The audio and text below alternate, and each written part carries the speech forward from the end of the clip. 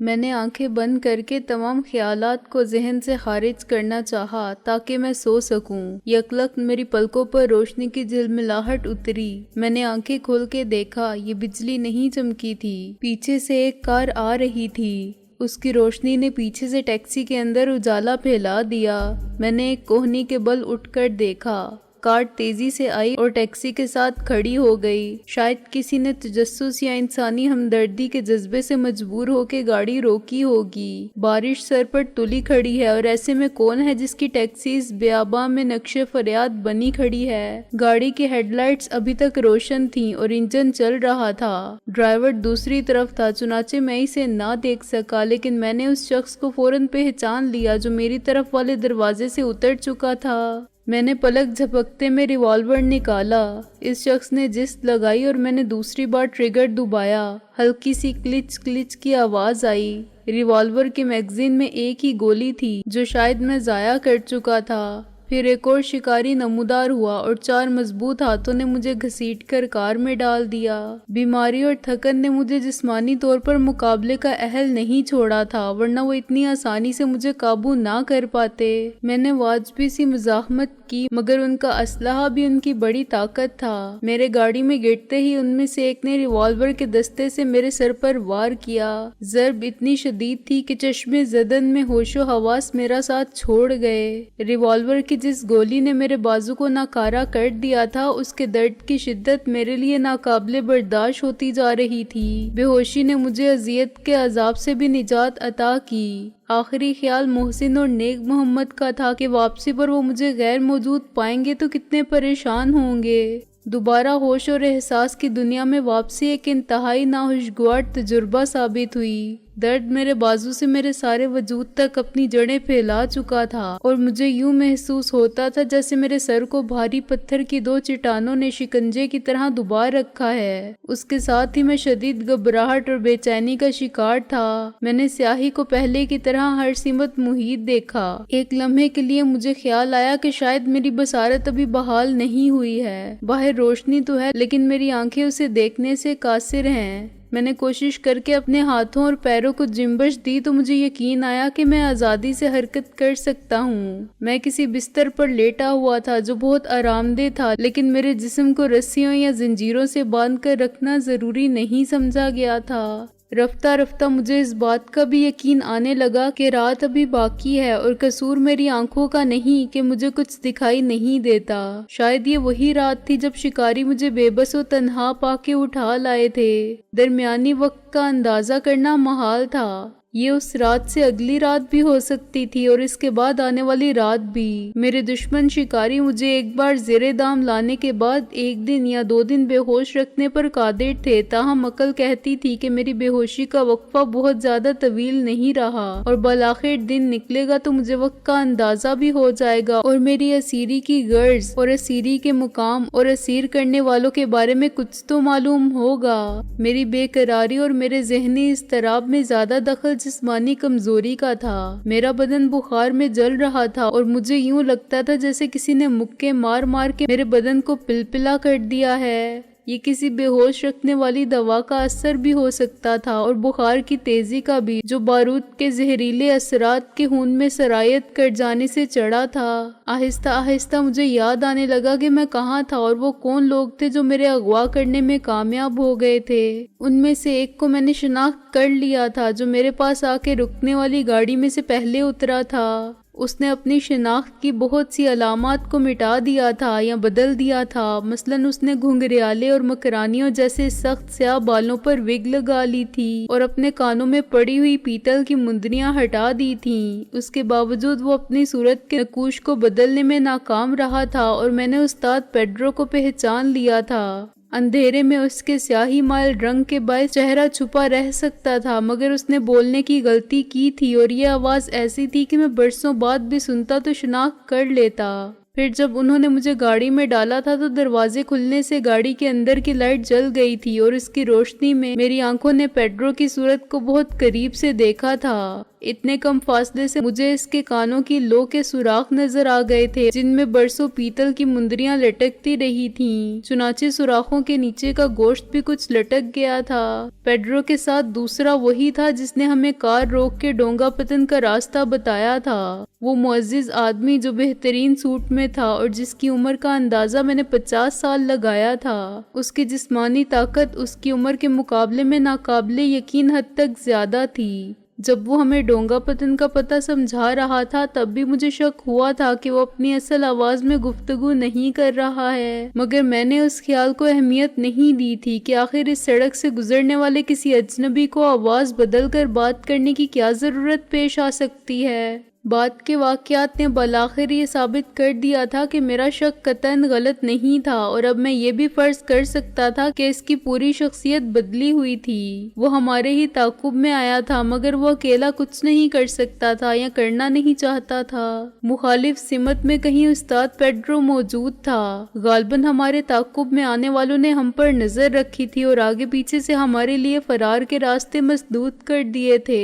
اگر پیٹرول ختم ہو جانے کے باعث ہماری ٹیکسی اس جگہ کھڑی نہ ہوتی تو تھوڑا سا آگے جانے کے بعد پیڈرو ہمارا راستہ روک لیتا اور ہم واپس بھاگنا چاہتے تو وہ سوٹ والا گاڑی میں آ جاتا۔ لیٹے لیٹے میں نے یہ نتیجہ بھی اخذ کیا کہ سوٹ والے نے گاڑی روک کر ہمیں اچھی طرح دیکھ لیا تھا اور پھر جانتے بوجھتے غلط پتہ بتا دیا تھا۔ اس نے ہمارے اندازے کو غلط ثابت کر دیا تھا، حالانکہ اپنے حساب کے مطابق ہم ڈونگا پتن سے 8-9 میل دور تھے اور یہ حساب ٹھیک تھا۔ محسن کو اور نیک محمد کو غلط راستے پر ڈالنے کا مقصد مجھے اکیلا کرنا تھا۔ اس مقصد میں وہ کامیاب رہا۔ اس کی خود اعتمادی قابل تعریف رہی تھی کہ ہم نے کسی تذبذب کے بغیر اس پر یقین کر لیا تھا۔ یہ نیا کردار تھا یا پیڈرو کی طرح روپ بدل کر آنے والا پرانا چہرہ تھا؟ خیر، جو ہوگا سامنے تو آئے گا، میں نے سوچا۔ ہمت کر کے میں اس بیڈ پر سے اٹھا۔ حیرت کی بات یہ تھی کہ ابھی تک میری آنکھیں اس اندھیرے سے مانوس نہیں ہوئی تھیں اور ایک گہرے سیاہ خلا کے علاوہ میں اپنے آس پاس کچھ بھی نہیں دیکھ سکتا تھا۔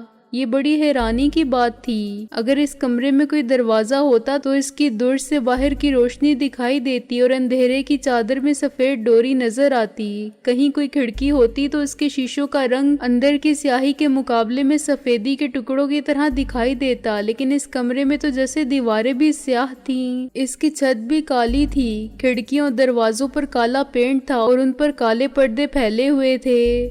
میں اندھوں کی طرح ایک ہاتھ آگے بڑھا کر ٹٹولتا ہوا قدم قدم رکتا آگے بڑھا۔ مجھے مزید حیرانی ہوئی جب میری راہ میں کوئی چیز حائل نہیں ہوئی۔ میرے زخمی ہاتھ میں اینٹھن ہو رہی تھی اور اس کی خفیف سی حرکت سے بھی درد کی ٹیس کسی الیکٹرک شاک کی طرح محسوس ہوتی تھی۔ بالآخر میرے تندرست ہاتھ کی انگلیوں نے دیوار کے سخت اور سرد لمس کو محسوس کیا۔ میں نے اپنا رخ بدلا اور دیوار کے متوازی چلنے لگا۔ وقفے وقفے سے میں نے دیوار کی اوپر نیچے کی سطح کو دیکھا مگر مجھے سپاٹ دروازے میں کسی دریچے کے آثار بھی نہ ملے۔ کمرہ بہت بڑا نہیں تھا اور اتنا چھوٹا بھی نہیں کہ اسے جیل کی کوٹری سمجھا جاتا۔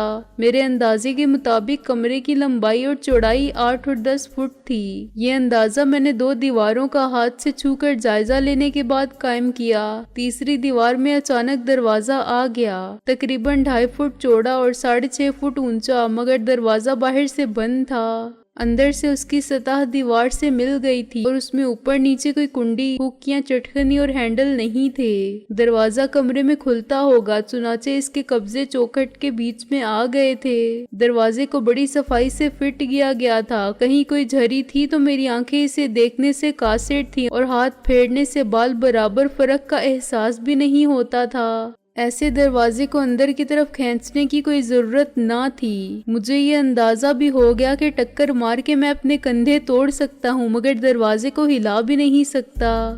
آدھے گھنٹے بعد میرے لیے شبے کی کوئی گنجائش نہ رہی کہ میں ایک قید خانے میں ہوں جہاں ازراہ مروت مجھے سونے، لیٹنے یا بیٹھنے کے لیے ایک بیڈ تو فراہم کر دیا گیا ہے مگر اور کچھ بھی نہیں ہے۔ مجھے پابائے زنجیر یا دست بستہ رکھنا بھی ضروری نہیں تھا۔ خالی ہاتھوں سے اس زندان کی دیواروں سے صرف میری روح نکل سکتی تھی۔ मैं कमरे के अंदर फिरते फिरते इतना थक गया था कि बेदम होके दोबारा बेड पर गिर गया। मुझे बुखार की हरारत अपने जिस्म से खारिज होती महसूस हुई थी। जो सांस मेरे नथनों से खारिज होती थी वो गर्म हवा की तरह थी और मेरा चेहरा तप रहा था। ये अजीब कसम पुरसी और बेकसी का आलम था कि मुझे मुनासिब देखभाल की, खुराक, दवा और आराम की जरूरत थी, लेकिन मैं घुप अंधेरे की कैद में अकेला था। मुझे मोहसिन का और नेक मोहम्मद का ख्याल आया कि शायद वो डोंगा पतन को तलाश करने में नाकाम होके लौट आए हों। वो समझ जाएं कि उन्हें बेवकूफ बनाया गया था और इस तरह गुमराह कर देने का मकसद उसके सिवा कुछ और न था कि मुझे अगवा कर लिया जाए। क्या ये नहीं हो सकता कि बाद में उन्हें भी अलग अलग अगवा कर लिया गया हो और अब वो भी मेरी तरह किसी तारीक जिंदान की तन्हाई के असीर हों? मेरी तरह उन्हें भी मालूम ना हो कि वो कहाँ हैं और बाकी दो के बारे में सिर्फ ख्यालों के घोड़े दौड़ा सकते हों। मुझे राबिया और नाजो का ख्याल भी आया जो हमसे पहले अगवा हो गई थी। न जाने तकदीर को अब क्या मंजूर था कि उसने MRS के इत्तेहाद को पारा पारा कर दिया था और हम सबको एक दूसरे से इस तरह जुदा कर दिया था जैसे खजा की हवा एक ही टहनी से गिरने वाले पत्तों को मुख्तलिफ सिमतों में उड़ा ले जाए। ये सब जुर्रत रंदाना में हद से गुजर जाने का शाखसाना था। हमने अपनी कुव्वत तस्खीर का गलत अंदाजा किया था और दुश्मन के हिसार में कदम रख दिया था। मुझे शिद्दत से एहसास हो रहा था कि इतनी बड़ी मुहिम पर रवाना होने से पहले अपनी हिफाजत के लिए मुनासिब इंतजाम नहीं किया था। इस अमकान को जहन में नहीं रखा था कि नाकामी की सूरत में कोई हमारी मदद के लिए पहुंच सकेगा या नहीं। कम से कम 2 अफराद अमलन हमारे काम आ सकते थे, अब्दुल वदूद मंजर और मिर्जा गालिब, लेकिन इन दोनों को इल्म ही नहीं था कि हमारे अज़ाइम क्या हैं और अब तो हम खुद भी नहीं जानते थे कि हम कहाँ हैं, तो किसी और को ये बात कैसे मालूम हो सकती थी। जब तक हम एक साथ थे हमारा इत्तेमाद नाकाबिले शिकस्त था और हमारी कुव्वत हमारा इत्तेहाद था, मगर अब हम अकेले हो चुके थे और एक दूसरे की मदद की उम्मीद भी नहीं रख सकते थे।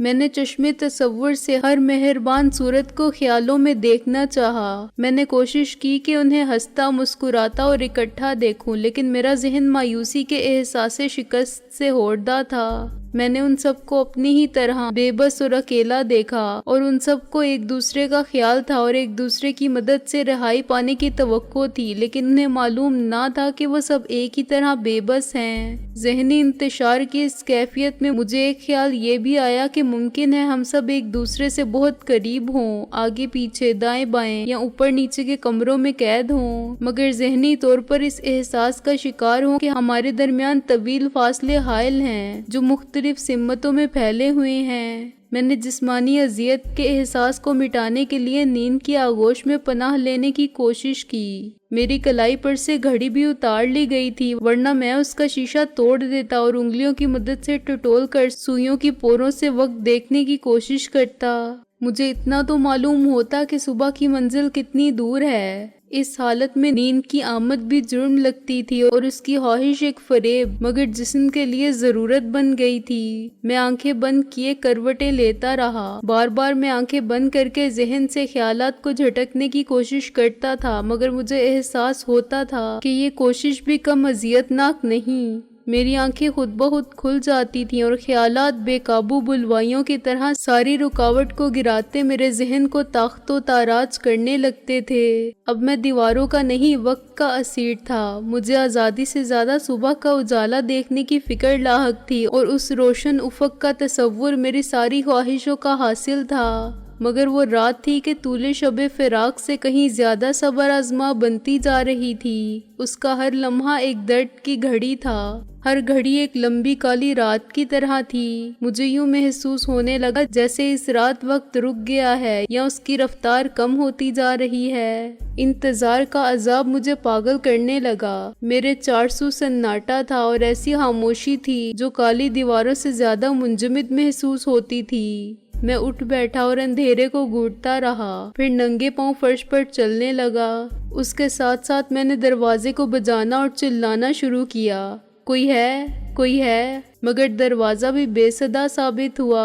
उस पर मुक्के मारने से इतनी ही आवाज हुई जितनी दीवार पर मुक्के मारने से होती। मालूम नहीं इस दरवाजे के पीछे क्या था कि इसकी आवाज में गूंज नहीं थी। میرے جسم پر صرف میرے کپڑے تھے، میری جیب میں سے ہر چیز نکال لی گئی تھی اور کمرے میں ایسی کوئی بھی چیز نہیں تھی جو میں دروازے پر مار سکتا۔ میری نکاہت بڑھتی جا رہی تھی اور دروازے پر طاقت آزمائی کے بعد میں بالکل نڈھال ہو گیا تھا۔ ایک مرتبہ پھر بستر پر لیٹ کر میں نے جسم کی تھکن کے احساس کو کم کرنا چاہا، لیکن میں زیادہ دیر نہ لیٹا رہ سکا۔ میں چاہتا تھا کہ اب خواہ جلاد ہی آئے مگر مجھے اس قید خانے کی سیاہی سے نکال لے، مجھے بتائے کہ میرے لیے کیا سزا تجویز کی گئی ہے اور پھر چاہے تو میری گردن اڑا دے۔ چودھری دلاور، استاد پیڈرو میں سے کوئی بھی سامنے آ کے میرا سینہ گولیوں سے چھلنی کر دے یا مجھ سے پوچھے کہ میں نے اس احمقانہ جرات کا مظاہرہ کیوں کیا تھا، مجھ پر تشدد کرے اور مجھ سے حقیقت اگلوانے کی کوشش کرے۔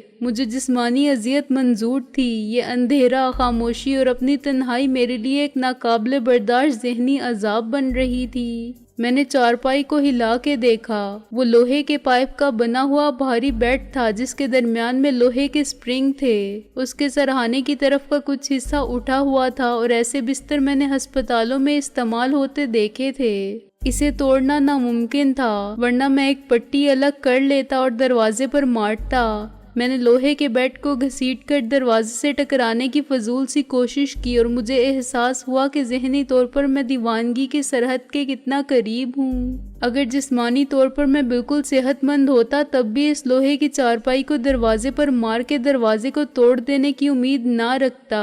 اپنی موجودہ حالت میں تو اس کو ہلا بھی نہیں سکتا تھا۔ دلاور، میں نے چیخ کر کہا، یہ کون سی بہادری ہے؟ ذلیل کتے، سور کے بچے، بیمار اور زخمی آدمی کو دھوکے سے اٹھا لیا اور اس طرح قید کر دیا۔ میری آواز کے جواب میں بازگشت بھی نہیں آئی، ہر سو وہی بے حس اور شفاف خاموشی تھی۔ میں نے دروازے پر لاتیں ماری اور دلاور کو چلا چلا کر گالیاں دیں، پیڈرو کو پکارا اور پھر وہیں گر کر بے ہوش ہو گیا۔ نہ جانے کتنی دیر بعد مجھے پھر ہوش آیا، وہی بھیانک کالی رات ابھی تک مجھ سے چمٹی ہوئی تھی، جیسے وہ رات نہیں، نہ مٹنے والی سیاہی ہے جس میں میرا وجود غوطہ زن ہے۔ میں کاجل کے پہاڑ میں گھس گیا ہوں اور اب روشنی کا ایک ذرہ دیکھنے کے لیے دیوانہ وار منجمد تاریکی سے لڑ رہا ہوں جس کو شکست دینا میرے بس کی بات نہیں۔ رحم، رحم، میں نے خدا سے فریاد کی۔ میں اس رات کے منحوس اندھیرے سے پناہ مانگتا ہوں، مجھے تھوڑی سی روشنی چاہیے۔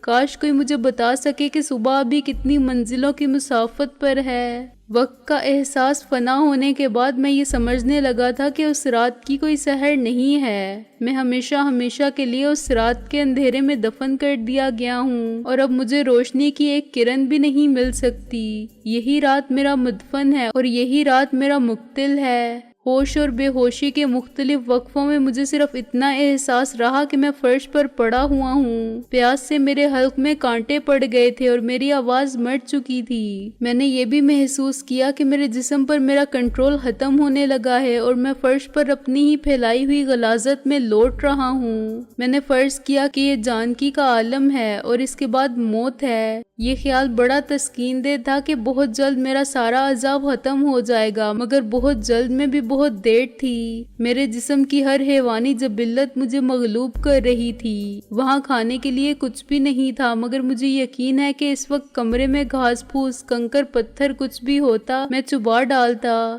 نیم دیوانگی کی کیفیت میں میرے ہاتھ نے خود اپنے کپڑے پھاڑ کر چبانے اور نگلنے کی بے سود کوشش کی۔ میری زبان سوکھ کر چمڑا ہو رہی تھی اور میرے منہ میں اتنا لباب بھی نہ تھا جو کپڑے کو تر کر سکتا۔ معلوم نہیں اس کمرے میں زندگی کی ایک بنیادی ضرورت کہاں سے پوری ہو رہی تھی۔ اس میں اتنی تازہ ہوا ضرور پہنچ رہی تھی کہ میں دم گھٹنے سے ہلاک نہیں ہوا تھا۔ آہستہ آہستہ میری جلد چٹکنے لگی، میرے بدن کا پانی خشک ہو رہا تھا اور میں اپنی موت کو قریب آتے دیکھ رہا تھا۔ مجھے اس وقت محسن یا رابعہ کا خیال تک نہیں آیا، میں صرف اپنی زندگی کے لیے لڑ رہا تھا اور ایک ایک سانس کی خاطر رحم کی بھیک مانگ رہا تھا۔ مجھے اب تک یقین آ چکا تھا کہ یہ رات نہیں کوئی تاریک زندان ہے جس کے راستوں سے سورج کی روشنی کی ایک کرن کا گزرنا محال ہے۔ باہر کی دنیا کے مقابلے میں یہ قید خانہ ایک قبر کی طرح تھا، فرق صرف یہ تھا کہ اس کا عذاب قبر کے عذاب سے زیادہ محسوس ہوتا تھا۔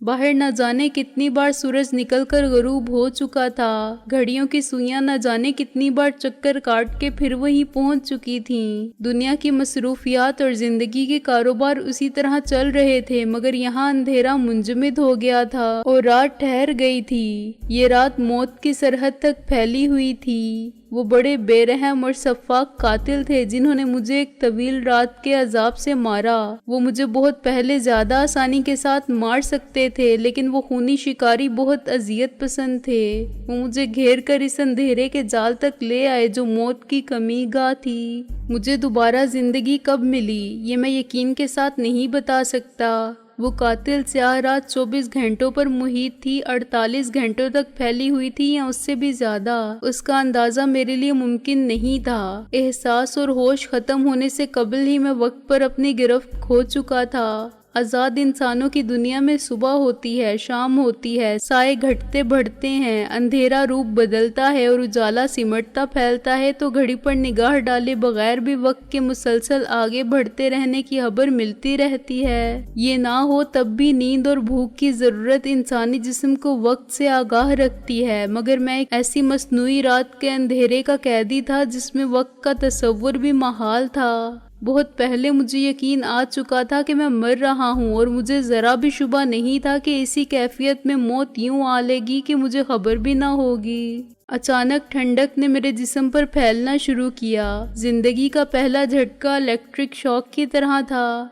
मुझे ऐसा लगा जैसे मैं झुलसा देने वाली रेत पर पड़ा हुआ था कि मुझे उठाकर बर्फ में दफन कर दिया गया है। मेरा बिखरता हुआ वजूद फिर अपनी असल हालत की तरफ लौटने लगा। आबे हयात का एक एक कतरा मेरे हुश्क हल्क से उतरता जा रहा था। मेरी हुश्क चमड़े जैसी जुबान हर कतरे को चूस रही थी, जज्ब करती जा रही थी और नमी का असर फैलने लगा था। ये कर्ब की एक नई कैफियत थी जब मेरे जिस्म का सहरा एक ही बार में समंदर को पी जाने के लिए तड़प रहा था, लेकिन बरसों की कड़ी धूप में जलने वाली जमीन पर बादलों की फुहार पड़ रही थी। आरज़ू की शिद्दत से मेरा जिस्म ऐंठने लगा। दोबारा जिंदगी पाने में भी अजियत का वही मरहला था, लेकिन उसमें मेरी जद्दोजहद को तकदीर की यावरी का सहारा मिला था। पानी में गालबन ग्लूकोज की मिठास थी और हल्की सी नमकीनी थी। और पानी। मैंने अपने होंठों से अदा होने वाले अल्फाज को अपने कानों से सुना। हाँ हाँ ये लो। मेरी आवाज़ का जवाब आया। जवाब देने वाली कोई औरत थी। फिर चमचा मेरे दांतों से टकराया और एक चमचा पानी मेरे हल्क से उतर गया। थोड़ा थोड़ा करके पियो, एकदम नहीं। चमचा किसी गिलास के किनारे से लगा। मेरे बेकरार हाथों ने अचानक हरकत की और अंधेरे में गिलास पर कब्जा करना चाहा ताकि मैं सारा पानी एक सांस में गटागट चढ़ा सकूं। गिलास फर्श पर गिरा और पानी के चंद छींटे मेरे चेहरे तक पहुंचे। गिरा दिया सारा पानी, उसी औरत ने मलामत अमेज लहजे में कहा। मैंने तुम्हारे ही फायदे के लिए एक बात कही थी, मगर तुम्हारी समझ में नहीं आई। अब सब्र करो। पानी, खुदा के लिए मैं फिर ऐसा नहीं करूँगा, मैंने कराह के कहा और उसका हाथ पकड़ लिया। छोड़ो मेरा हाथ, वो एक झटका देकर दरश्त लहजे में बोली और अपनी कलाई छुड़ा ली। मेरे नातवा हाथों में इतना दम ही नहीं था कि मैं अपनी गिरफ्त कायम रख सकता।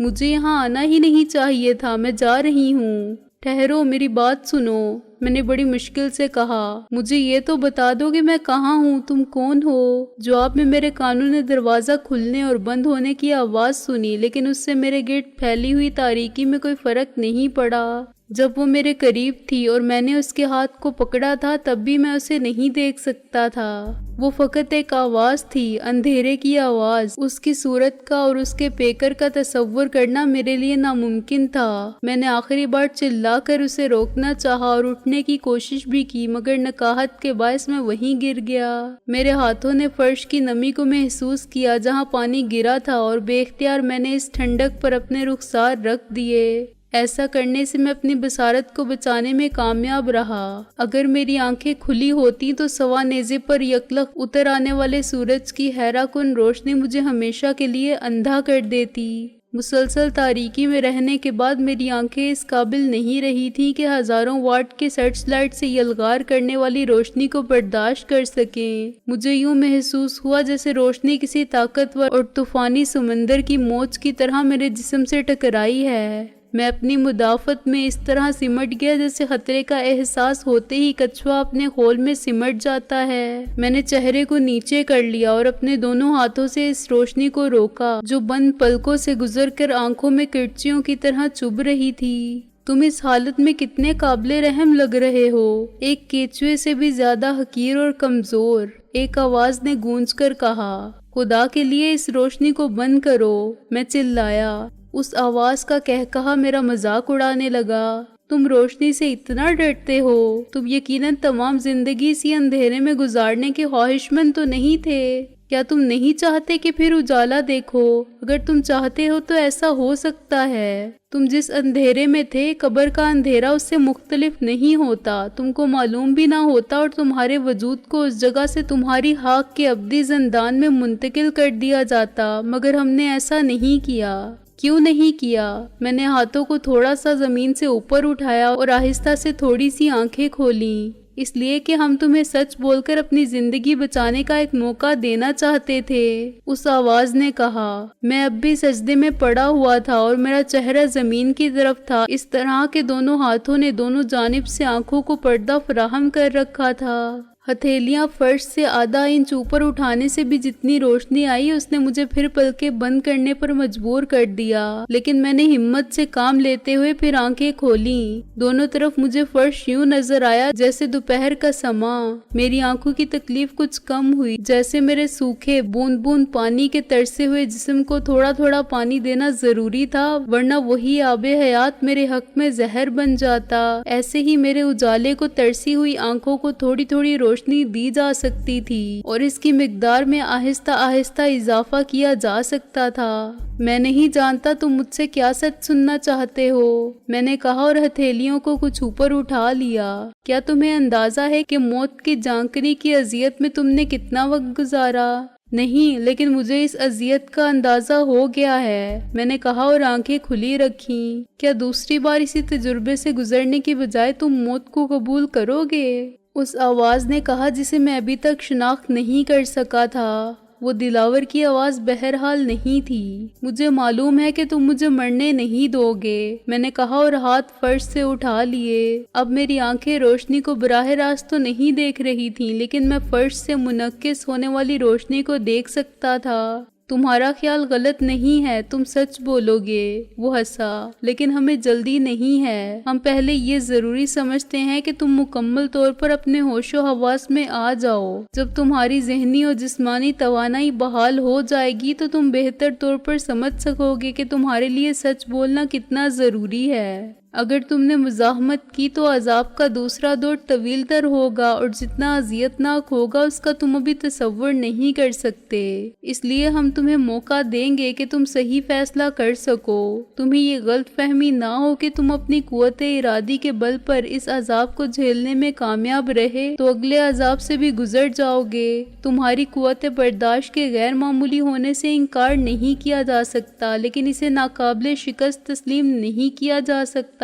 میں جاننا چاہتا ہوں کہ تم کون ہو، میں نے سر اٹھا کے کہا۔ یہ تم اچھی طرح جانتے ہو، وہ ہنسا۔ تم یہ تو بتا سکتے ہو کہ میں کہاں ہوں، میں نے کہا۔ اس سے تمہیں کیا فرق پڑے گا اگر میں کہہ دوں کہ تم زمین پر نہیں آسمان پر ہو؟ اپنا پتہ جان کر تمہیں کیا فائدہ ہوگا؟ تمہیں اس پتے پر کون سی ڈاک منگوانی ہے؟ وہ میرا مذاق اڑانے لگا۔ جو بات تمہارے پوچھے بغیر میں بتا سکتا ہوں اور جو تمہارے لیے صحیح فیصلے کو آسان بنا سکتی ہے، یہ ہے کہ میں تم کو تمہارے دوستوں کے بارے میں بتاؤں، یہ کہ وہ کہاں ہیں، کس حال میں ہیں۔ میں سانس روک کے بالکل سیدھا بیٹھا رہا۔ اب میں دیوار کی طرف منہ کیے آنکھیں کھولے اس کمرے کو جزوی طور پر دیکھ سکتا تھا جس میں مجھ پر ستم کی طویل سیاہ رات گزری تھی۔ میری آنکھیں روشنی کی عادی ہو رہی تھیں، لیکن میں براہ راست اس اندھا کر دینے والی روشنی کی طرف دیکھنے سے گریز کر رہا تھا جو میرے پیچھے والی دیوار پر نصب تھی۔ کمرے کی دیواروں کا رنگ بالکل سیاہ تھا۔ میرے مقابل کی دیوار شاید 10 فٹ لمبی تھی۔ دائیں اور بائیں ہاتھ کی دیواریں 8 فٹ کی تھیں، مگر سب پر جیسے تارکول مل دیا گیا تھا۔ اس تہہ خانے کی چھت بھی اندھیری رات کے آسمان سے زیادہ سیاہ تھی، چنانچہ میں فرض کر سکتا تھا کہ پیچھے والی دیوار اور اس کمرے کے واحد دروازے کا رنگ بھی کالا ہوگا۔ इंतहा ये थी कि कमरे के फर्श पर भी कालक मल दी गई थी। इस पूरे मंजर में जो मेरी नजरों में था, कहीं कोई दर या दरीचा, कोई रोजन या रोशनदान ना था जिससे रोशनी या हवा का गुजर मुमकिन होता।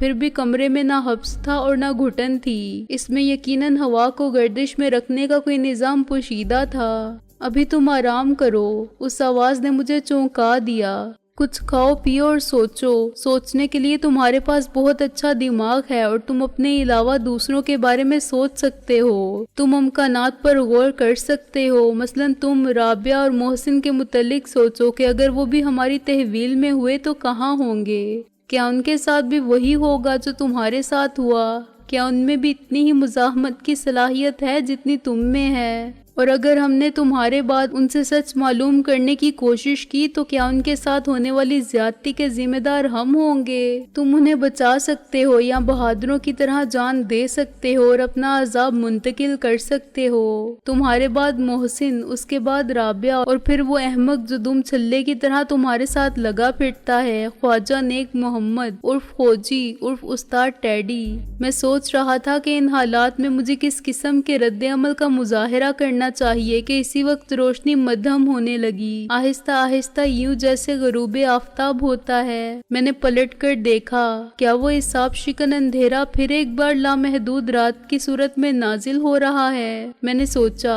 वो रोशनी छत के और दीवारों के शटर पर नस्ब थी और अब एक दहकते सुर्ख अंगारे की तरह रोशन थी। फिर ये अंगारा भी बुझने लगा और एक बार फिर मेरी अंधी आंखें इस स्याह दीवारों वाले जिंदान में भटकने लगीं। तुम क्या जानना चाहते हो? मैं चिल्लाया, लेकिन अभी कमजोरी का असर बाकी था। थोड़े से ग्लूकोज और नमक मिले हुए पानी से मेरी कुव्वते गोयाई जरूर बहाल हुई थी, मगर मैं जिस्मानी तवानाई से महरूम था। मेरी सांस फूल गई और मैं यूं हाँफने लगा जैसे सख्त मुशक्कत ने मुझे निढाल कर दिया हो। मेरी आवाज का जवाब किसी ने नहीं दिया। फिर मैंने दरवाजा घसीटने की आवाज सुनी और उठकर भागा। न जाने मुझ में एकदम इतनी ताकत कहाँ से आ गई थी। मैं पूरी कुव्वत के साथ बंद दरवाजे से टकराया और नीचे गिर गया। कमरे के अंदर ही कोई कहकहा मार के हंसा। ज्यादा चोट तो नहीं आई हीरो? वो बोला और मैंने इस आवाज को पहचान लिया। ये वही शख्स था जो मुझसे किसी खुफिया लाउडस्पीकर के जरिए बात कर रहा था। अब मेरी निगाहें उसे देखने से कासिर थीं, जिसका मतलब ये था कि वो भी इस स्याह कमरे में सर से पैर तक स्याह लिबास पहन कर आया है। तुम मुझे नहीं देख सकते, लेकिन मैं तुमको देख रहा हूँ, वो बोला, क्योंकि मैंने मखसूस अत्सों वाली ऐनक लगा रखी है। मैं मखसूस अत्सों का मतलब समझ गया था। वो इंफ्रारेड शुआओं की मदद से अंधेरे में फोटोग्राफी करने वाले कैमरों में भी इस्तेमाल होते थे। मैं तुम्हारे लिए कुछ खाने पीने का सामान लाया हूँ, वो बोला, और इस मर्तबा आवाज दूसरी सिमत से आई। वो मुहतात था कि कहीं मैं आवाज की सिमत को जहन में रखते हुए उस पर हमला न कर दूं। तुमको जो कुछ पूछना है पूछ क्यों नहीं लेते?